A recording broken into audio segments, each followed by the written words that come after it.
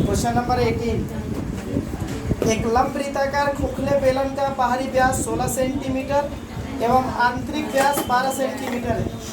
बेलन की ऊंचाई 36 सेंटीमीटर हो। बेलन को गलाकर 2 सेंटीमीटर व्यास वाले 6 सेंटीमीटर लंबे कितने ठोस बेलन तैयार किए जा सकेंगे, ये बताएं, है ना। यहाँ पे क्या बोला, इस तरह क्वेश्चन हम थ्योरी वाले सम्स में हम कराए थे इंट्रोडक्शन वाले पार्ट में। तो बोल रहा है क्या कि एक लंब वृत्ताकार खोखले बेलन का बाहरी व्यास 16 सेंटीमीटर एक बेलन है, और ये एक प्रकार का खोखला बेलन है क्योंकि इसमें बाहरी और भीतरी व्यास दे दिया है।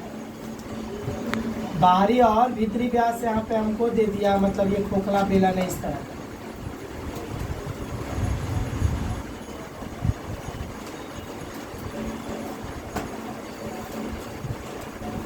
इस तरह का ये खोखला बेलन।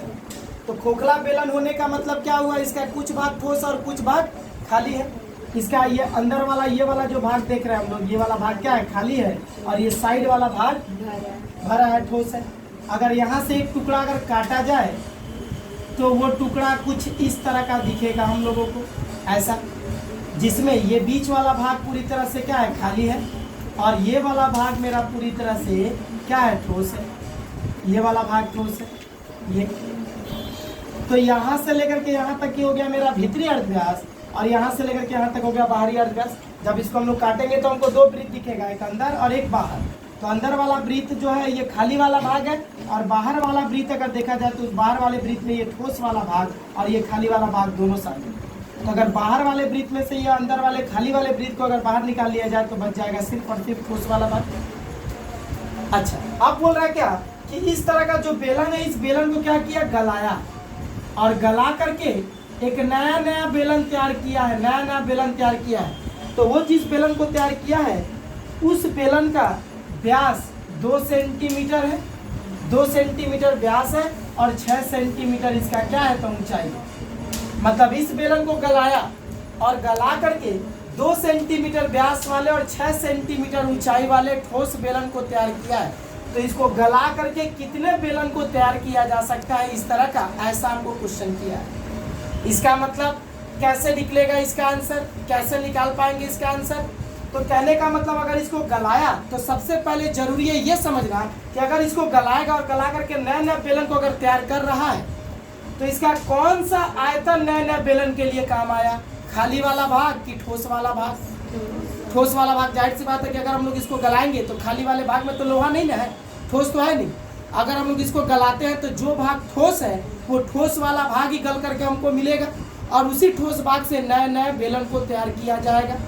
इसका मतलब जिस नए नए बेलन को तैयार किया गया है उस बेलन को बनाने में जितना भी आयतन लगा है वो आयतन इस बेलन से आया है। लेकिन इस बेलन के किस भाग से आया है, इस बेलन के ठोस भाग से आया। तो इस बेलन के ठोस भाग का जो आयतन होगा वही ठोस भाग का आयतन इस नए नए बेलन को तैयार करने में लगा है। तो बोल रहा है क्या कि इस जो नए नए बेलन को तैयार किया जा रहा है तो कितने बेलन तैयार किए जा सकते हैं ये निकालना है हम लोगों को।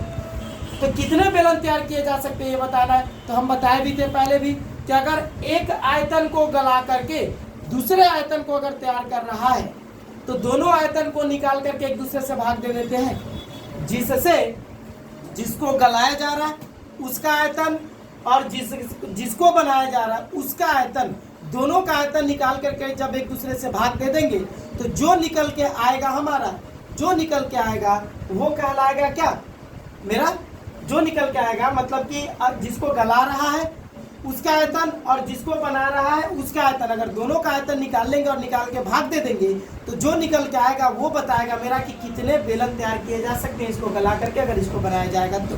पहले भी थ्योरी क्लास में हम इसको समझा चुके हैं कि अगर इसको गला रहा है और ये छोटे छोटे बेलन को तैयार कर, तो जिसको गला रहा है उसका ठोस, उसका आयतन, जिसको बना रहा है उसका आयतन, दोनों निकाल के भाग दे दिया जाएगा तो पता चल जाएगा टोटल कितने बेलन तैयार किए जा सकते हैं। लेकिन इसका कौन सा आयतन, इसका क्या पूरा का पूरा आयतन, इस बेलन का, इस खोखले बेलन का क्या पूरा आयतन, नहीं, इस खोखले बेलन का कौन सा वाला आयतन, तो ठोस भाग वाला आयतन, क्योंकि जाहिर सी बात है जो भाग खाली है उसमें तो कुछ नहीं है।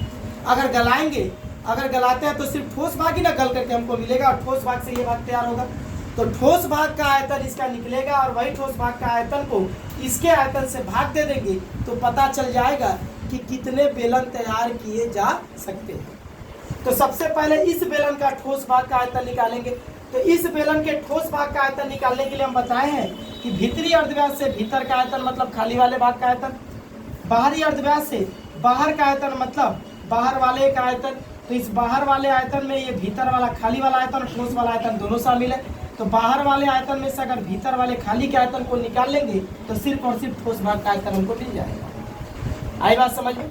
सिर्फ और सिर्फ ठोस भाग का आयतन हमको मिल जाएगा और वही ठोस भाग का आयतन जो निकल के आएगा उस आयतन को इस आयतन से भाग दे देंगे तो पता चल जाएगा कि कितने बेलन तैयार किए जा सकते हैं। तो हम बताए हैं कि जब भी आयतन निकाला जाएगा और एक आयतन को दूसरे आयतन के बराबर दिखाया जाएगा या बराबर दिखाया जाएगा या भाग दिया जाएगा, चाहे क्षेत्रफल को बराबर निकाला जाएगा दिखाया जाएगा या भाग दिया जाएगा, तो हम लोग पाई वाई का मान अगर दिखता है तो नहीं बैठाते, सॉल्व नहीं करते, सिर्फ मान बैठा करके छोड़ देते हैं। आर और एच का सॉल्व लास्ट में किया जाता है। तो यहाँ पे क्या करेंगे, यहाँ पे लिखा जाएगा कि बेलन का बाहरी आयतन निकालने के लिए जाहिर सी बात है कि इसके ठोस भाग का अगर आयतन निकालेंगे तो इसका ठोस भाग का आयतन निकालने के लिए बाहरी आयतन भीतरी आयतन दोनों निकालना पड़ेगा। तो आयतन निकालने का जो फॉर्मूला है मेरा क्या, पाई आर स्क्वायर एच। तो आर मतलब अर्धव्यास और एच मतलब ऊंचाई। तो अगर इसका बाहरी आयतन निकालेंगे तो बाहरी अर्धव्यास दिखाना पड़ेगा और भीतरी अगर आयतन निकालते हैं तो भीतरी आयतन भी हमको दिखाना पड़ेगा। तो भीतरी आयतन और बाहरी आयतन दिखाने के लिए भीतरी अर्धव्यास बाहरी अर्धव्यास को मेंशन करना पड़ेगा, ऊंचाई को भी मेंशन करना पड़ेगा। तो जो जो दिया हुआ वो चीज़ हम लोग यहाँ पे मेंशन कर देंगे। तो बेलन का बाहरी अर्धव्यास यहाँ पे कितना दिया हुआ है, अर्धव्यास मेरा 16 सेंटीमीटर यहाँ पे व्यास दिया हुआ है। तो इसको 2 से भाग दे देंगे तो कट के आ जाएगा मेरा 8 या 8 सेंटीमीटर मेरा क्या कहलाएगा, बाहरी अर्धव्यास बेलन का। अब उस बेलन का भीतरी अर्धव्यास क्या हो जाएगा, तो 12 सेंटीमीटर उसका व्यास है। अगर हम इसको 2 से भाग दे दें तो 2 से कट जाएगा 6 बार में, तो 6 सेंटीमीटर हो गया मेरा क्या, भीतरी अर्धव्यास। आई बात समझ में? भीतरी अर्धव्यास हमको पता चल गया, बाहरी अर्धव्यास और भीतरी अर्धव्यास पता चल गया। अब इसकी ऊंचाई, तो बेलन की ऊंचाई कितनी दी हुई है, तो इस बेलन की ऊंचाई हमको दिया हुआ है 36 सेंटीमीटर।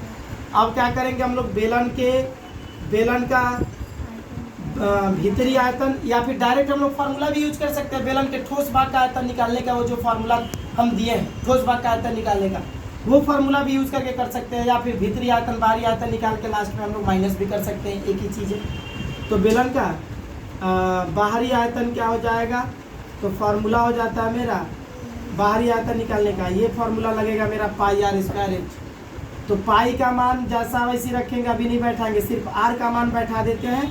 आर का मान हो गया 8 उसका स्क्वायर इंटू एच का मान 36, इतना घन सेंटीमीटर हो गया बेलन का बाहरी आयतन। बेलन का भीतरी आयतन क्या होगा, अब ये निकालेंगे।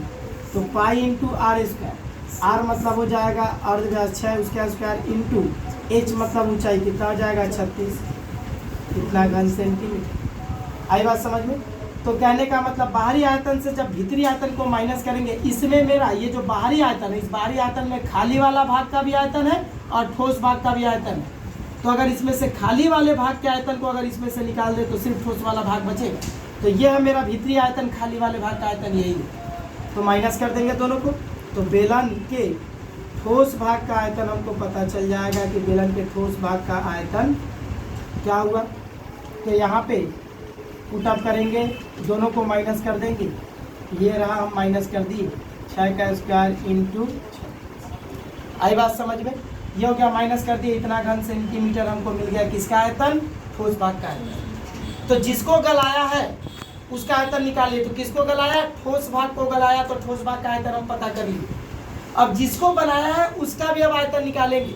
तो किसको बनाया है, छोटे छोटे बेलन को बनाया है जिसका व्यास 2 सेंटीमीटर और ऊंचाई 6 सेंटीमीटर दिया है। तो अब जिसको बनाया है उसका भी आयतन निकालेंगे। तो उसका भी आयतन निकलेगा इसी फॉर्मूले पे, क्योंकि वो भी एक प्रकार का बेलन ही है। तो उसका आयतन मेरा निकलेगा इसी फॉर्मूले पे। तो इस फॉर्मूले पे अगर निकलेगा तो उसके लिए भी मेरा अर्धव्यास और ऊंचाई चाहिए, तो उसके भी अर्धव्यास और ऊंचाई को यहाँ पे मेंशन करेंगे। तो लिखेंगे छोटे ठोस बेलन का अर्धव्यास तो यहाँ पे छोटे ठोस बेलन का अर्ध व्यास क्या होगा, तो 2 सेंटीमीटर उसका अगर व्यास है तो इस व्यास को अगर 2 से भाग दे दे तो कट जाएगा मेरा, और कट क्या आ जाएगा 1 सेंटीमीटर। ये 1 सेंटीमीटर क्या हो जाएगा मेरा अर्ध व्यास।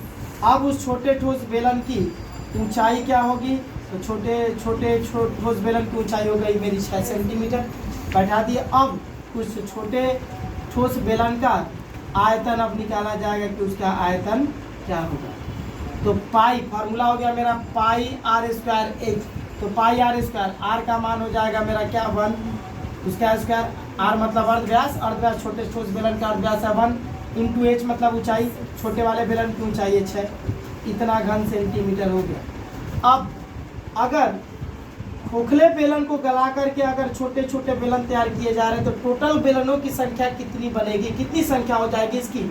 अगर ये हमको निकालना है तो हम बताएं कि जिसको गला रहा है उसका आयतन, तो यहाँ पे इसको गलाया मतलब इसके ठोस भाग को गलाया, तो ठोस भाग का आयतन निकाल ली। अब जिसको बना रहा है उसका भी आयतन निकाल लिए। अब क्या करेंगे तो पता चल जाएगा, दोनों को भाग, उसे मतलब कि जिसको गलाया उसके आयतन को निकाल करके इसके आयतन से अगर भाग दे दिया जाएगा तो पता चल जाएगा टोटल बेलन कितने तैयार हो सकते हैं। तो खोखले बेलन को गलाकर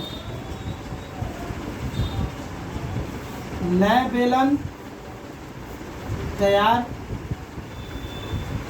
करने पर कुल बेलनों की संख्या कितनी हो जाएगी, तो कुल बेलनों की संख्या हो जाएगी, यहाँ पे हम लोग भाग दे रहे हैं, तो पाई 8 square into 36 minus pi 6 square into 36 को पाई 1 स्क्वायर इंटू 6 को भाग दे रहे हैं। तो अब क्या हो जाएगा मेरा, यहाँ पे पाई इंटू 36 दोनों में कॉमन जा रहा, तो कॉमन ले लिए पाई इंटू 36। अब यहाँ पे बच जा रहा मेरा 8 स्क्वायर माइनस 6 स्क्वायर, जैसा था वैसे रख दी। नीचे मेरा पाई इंटू 1 स्क्वायर, जैसा था 1 स्क्वायर को हम लोग ये काम करें तोड़ दे रहे हैं, 1 स्क्वायर का मतलब हो जाएगा 1 इंटू 6। पाई से ये पाई मेरा कट गया, 6 से 36 भी कट जाएगा 6 बार में, तो ऊपर हो गया 6 इंटू, अब ये टूटेगा 8 का स्क्वायर 64 माइनस 6 का स्क्वायर 36, तो हो जाएगा 6 इंटू 64 से 36 को माइनस करेंगे तो 14 से 6 जाएगा 8 और 5 से 3 जाएगा 2, 28 से 6 का इंटू कर देंगे तो 8 6 48 और 6 दूना 12 4 16, 168 ठोस बेलन तैयार किए जा सकते हैं। ये हो गया मेरा